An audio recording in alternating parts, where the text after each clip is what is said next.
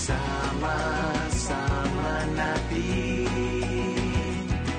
tuparin ang pangarap, sama-sama tayong kikislap.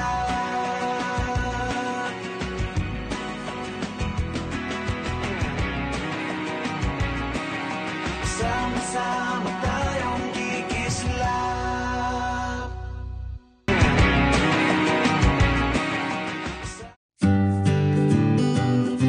Kami nung mag-asawa noon, nangarap talaga na magkaroon ng retired place. May medyo bundok, malayo sa kabiasnan para less pollution.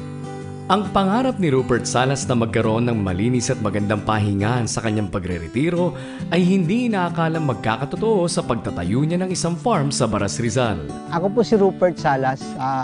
Ako po yung head servant dito sa farm namin. Rola Boer Farm ng Baras, 57 years old. Ang akin lang naman, 1 hektarya, 2 hektarya, okay lang, para lang may pahingahan. Ang una, doon sa taas, kung nakikita niyo yung unang house doon na maliit, that was 12 years ago, nandoon na ako. Eventually, may mga lumapit sa akin, "Sir, gusto niyo bang i-alok ko rin tong kabila hanggang sa lumawak?" Ang purpose ko naman, kaya ko kinuha kasi nakikita ko ang mga tao rito, halos ang hanap buhay, kaingin at saka uling. Halos ang mga puno, nakakalbo na. Sabi ko, paano mangyayari pa ang susunod na generasyon kapag sakaling nagkaroon ng pagpuputo lagi ng puno. Kinuha ko unti-unti hanggang umabot hanggang dito sa baba. Kaya natutuwa naman ako at lumakit, binilagyan ko na ng kalsada. Isang proyekto na hindi madali sa simula pero nagbunga ng mga positibong resulta na ikinagulat din ni Rupert. Ang hanap buhay ko ay sa advertising din. So, alam niyo naman, pagka-production sa advertising, mostly outdoor, stress talaga. By 2016, dahil sa stressful yung trabaho, medyo nagkasakit ako at na-bypass nga ako. Actually, after nung ma-bypass, parang naisip namin mag-asawa na i-give up na lang natin, ibigay na natin kung sinong mapagkatiwalaan sa maalagaan lang ang kapaligiran ng mga puno na hindi maputol. Ngunit sa hindi inaasahang pagkakataon, nagbagong ihip ng hangin nang madiskubre niya ang DV Boer Farm ni Dexter Villamin. Latag niya kanyang advokasya at pinapasyal kami sa Lian, nakikita ko talagang namangha ako. Sabi ko, ito na sigurong kasagutan. Sabi ko, mabait talaga si Lord. Meron agad kasagutan sa katanungan ko. Dapat i-give up ko na. Nakipag-kausap kami kay Sir Dex noong 2017 of September. Ito pa lang January kami nag-start. So nakikita sa area, medyo full of construction talaga kasi hinahabol namin yung mga dumadating na yung mga kambing na dumadami na.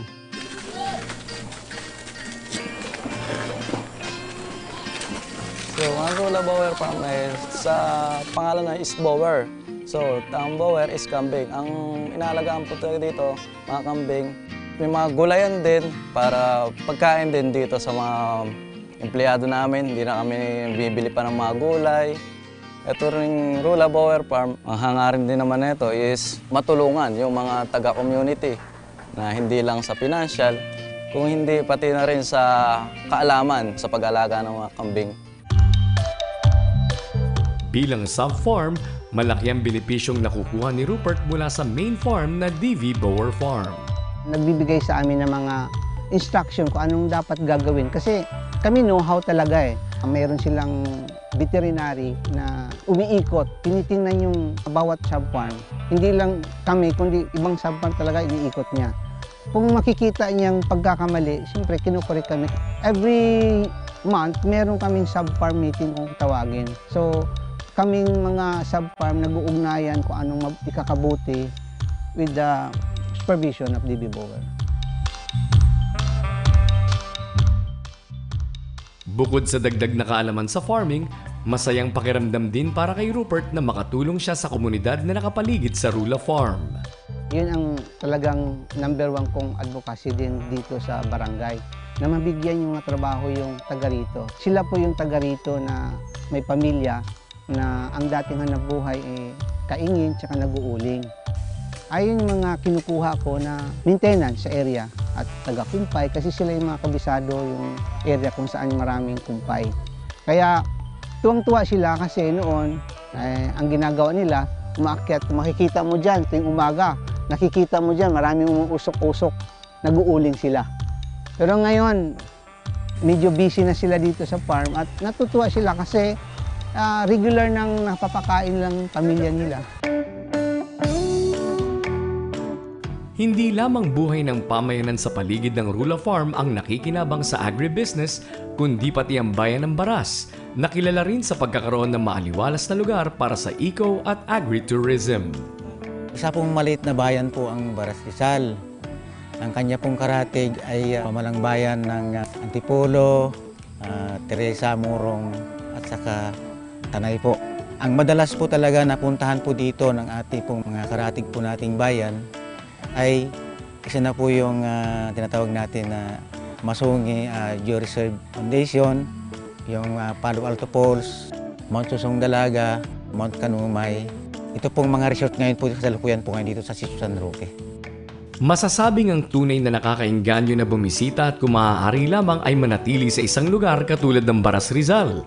Dito, tila hindi imposibleng magkaroon ng malinis at malusog na pamumuhay.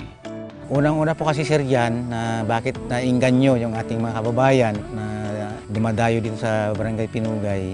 Nakita po nila yung kagandahang tanawin at saka yung natural na tubig. Malinis po ang tubig dito sa nabanggit pong lugar. Tapos yung klima ng panahon, hindi po tinatawag natin polluted kundi yung mga sariwang hangin.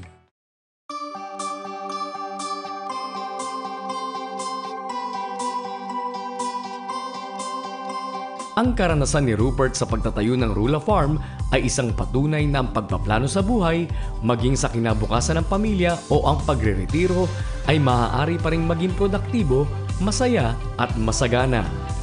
Sa aking mga kababayan, subukan natin ang nayon. Napakaganda, presko ang hangin. Sa farming, nandito ang ginhawa ng bawat Pilipino. Tayo'y agricultural country kaya inanyayahan ko po kayo bumisita rin dito sa Rula Farm at makikita nyo improvement at nakikita nyo rin ang mga tauhan at kasamahan ko rito. Tulong-tulong kami sa pag-alaga ng hayop, nagtatanim ng mga puno at mga gulay para sa ating bayan. Tulungan po natin ang bayan para umunlad. Para sa mga kababayan nating nag-iisip na magretiro o bumalik na dito sa Pilipinas, magsilbi sana ng magandang halimbawa ang ginawa ng pamilya Salas sa Baras Rizal.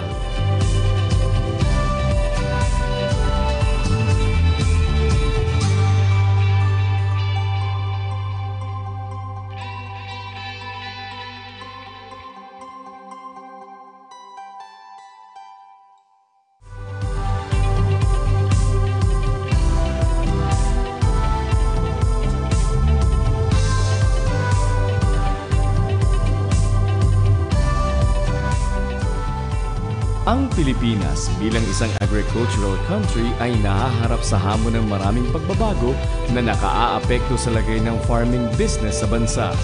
Pero sa kabila nito, merong isang grupo na patuloy na masiglang nagsusulong ng agribusiness dito sa bansa.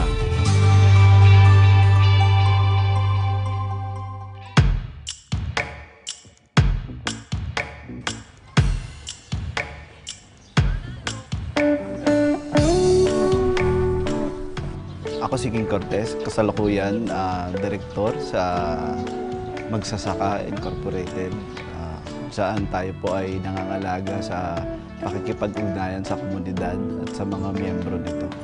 Isa itong non-stock, non-profit na organization na naglalayong magbigay ng mga kaukulang tulong, boses para sa magsasaka.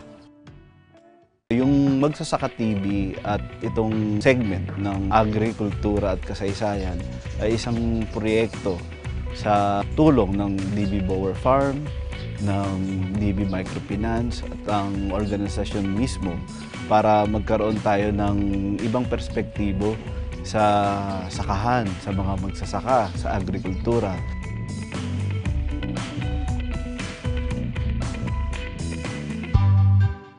Ang pinakaubod na layunin ng programa nito ay maibalik natin yung sigla, yung dignidad at karangalan ng agrikultura sa pamamagitan ng pagtanaw natin sa kasaysayan.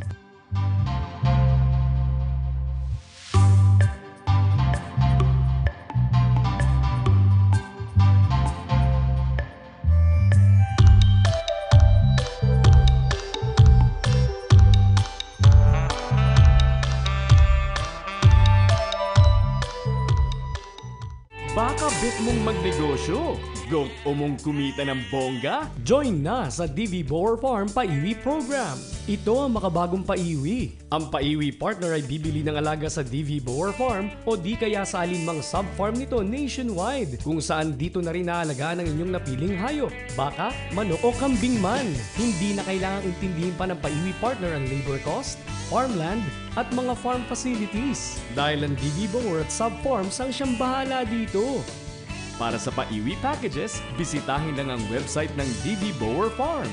Maging paiwi partner na!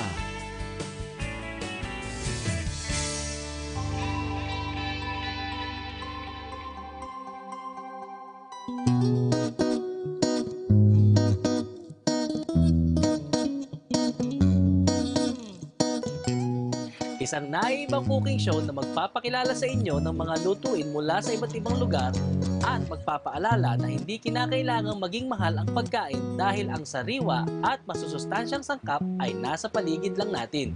Ako po si Dexter Villamin kasama ang ibang chef at mga food critics. Samahan nyo kami tuwing linggo dito sa Kusina sa Kanayunan. Kusina sa Kanayunan, your food is always fresh, always the best. Kusina sa Kanayunan, that's just organic. Sama-sama tayong kikislap.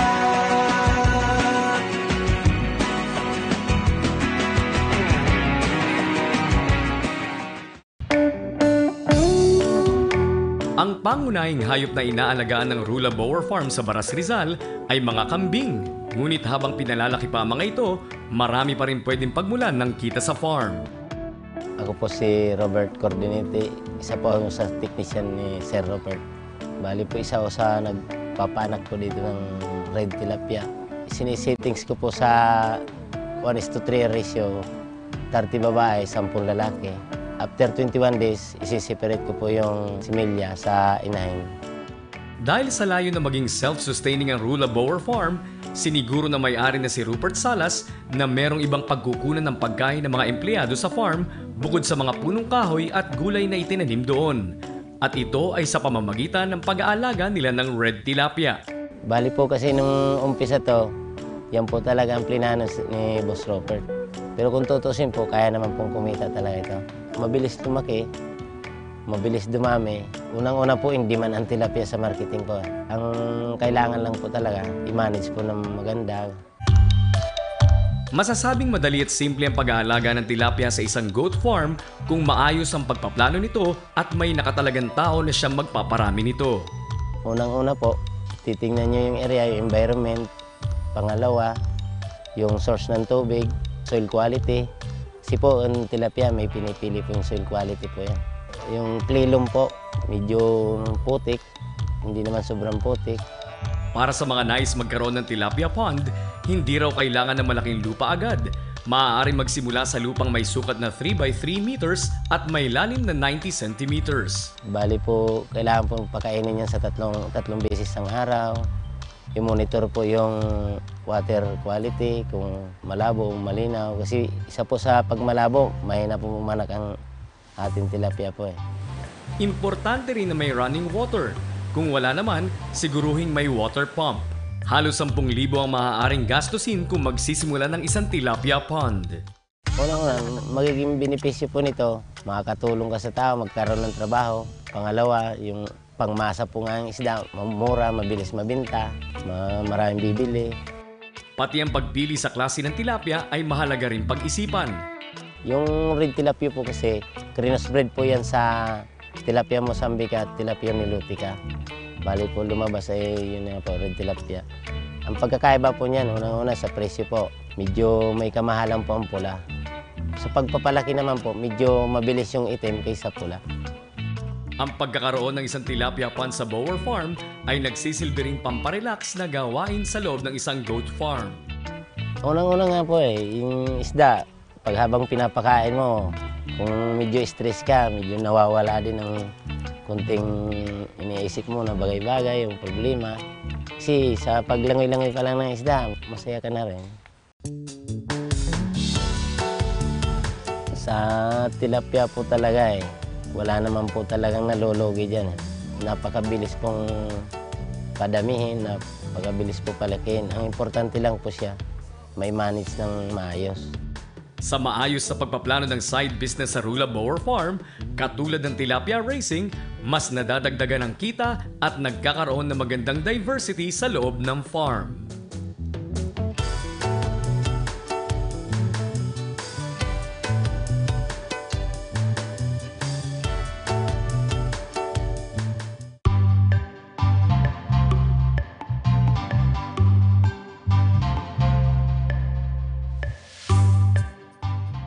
Meron tayong pagmamahal sa kasaysayan, pero yung sa larangan ng agrikultura, may nagturo sa atin, may nagpaunawa sa atin na merong kaugnayan ng agrikultura at kasaysayan, si Sir Dex Villamin.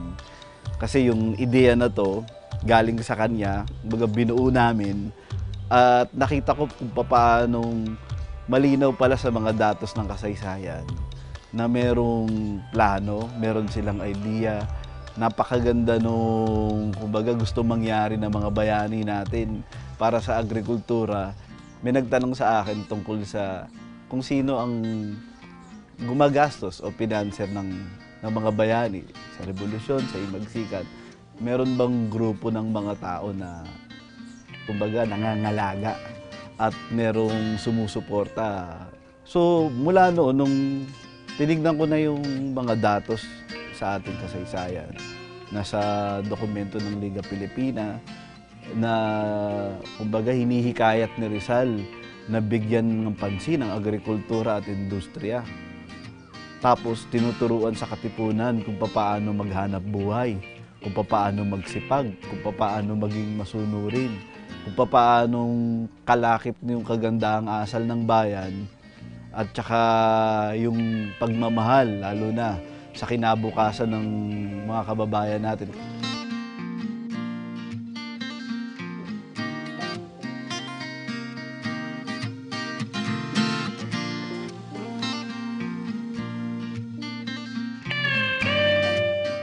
Baka bet mong magnegosyo? Goat o mong kumita ng bongga? Join na sa DV Bower Farm Paiwi Program. Ito ang makabagong paiwi. Ang paiwi partner ay bibili ng alaga sa DV Bower Farm o di kaya sa alinmang sub-farm nito nationwide, kung saan dito na rin naalagaan ang inyong napiling hayop, baka, manok o kambing man. Hindi na kailangang intindihin pa ng paiwi partner ang labor cost, farmland at mga farm facilities. Dahil ang DV Bower at sub-farms ang siyang bahala dito. Para sa paiwi packages, bisitahin lang ang website ng DV Bower Farm. Maging paiwi partner na!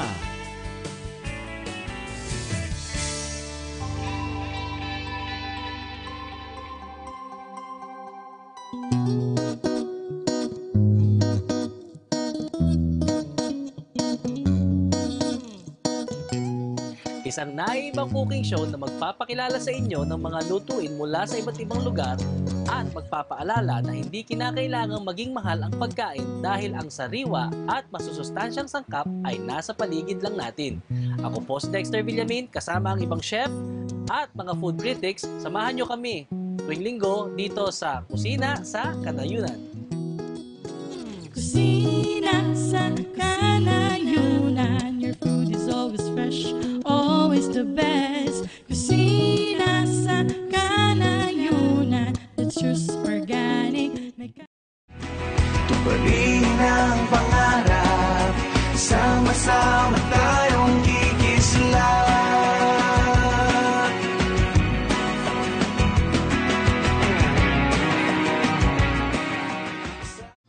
Doon sa nabanggit ko na plano ng mga bayani natin, actually, yung iba na simulan nila. Si Rizal, nagkaroon siya ng farm sa Dapitan. Pagkatapos ng meeting ng Liga Pilipina, sinabi niya doon yung plano niya sa agrikultura, tinapon siya sa Dapitan. Ngayon sa Dapitan, bumili siya ng sakahan. 16 na hektarya. May mga pako, may mga dalag, mayroong mga puno ng buko, at plano niya doon magkaroon ng bakahan. Pagka naintindihan natin si Rizal, yung lupa kasi nila sa Calamba, inagaw ng mga praile. Sinunog yung mga bahay doon, yung saka nila, mga asyenda nila. So, nangangarap siya na yung pamilya niya maitira doon. So, lahat ng karunungang na-acquire ni Rizal, yung mga nakuha niya, natutunan niya sa iba-ibang bansa, tinuro niya sa mga magsasaka doon.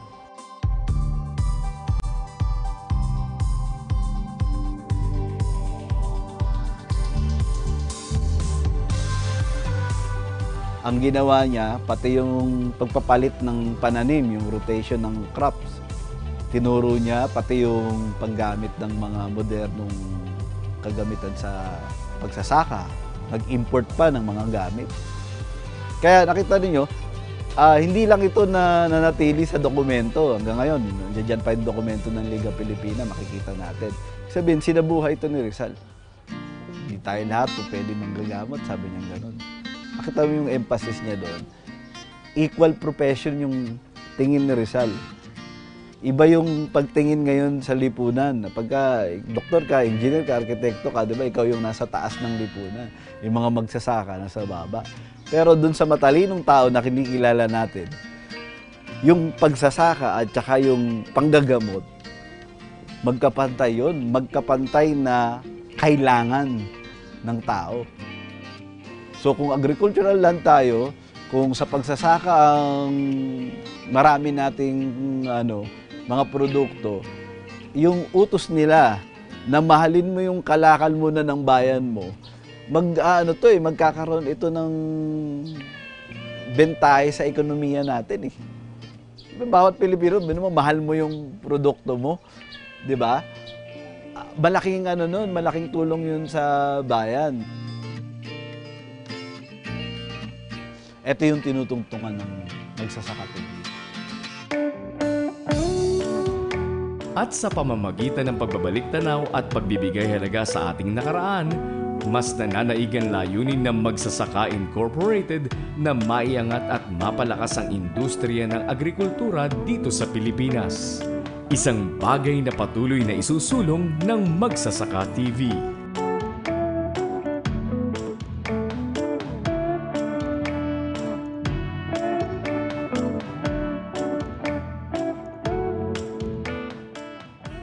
Ang lahat ng mga negosyo talagang challenging sa umpisa. Pero sa tamang diskarte at gabay ng mga eksperto, kayang-kaya itong mapalago. Sana'y nag-enjoy po kayo sa aming mga kwentong kalikasan. Laging tandaan na sa negosyong farming, laging may aanihin. Sipag at tiyaga ang puhunan para sa magandang kinabukasan. Muli ako po si Diane Kirer. Magkita-kita tayo ulit dito lang sa Magsasaka TV.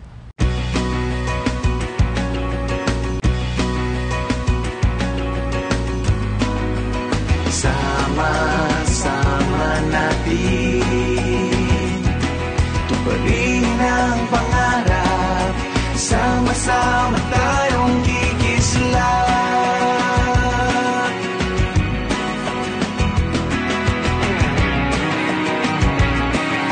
Sama-sama tayo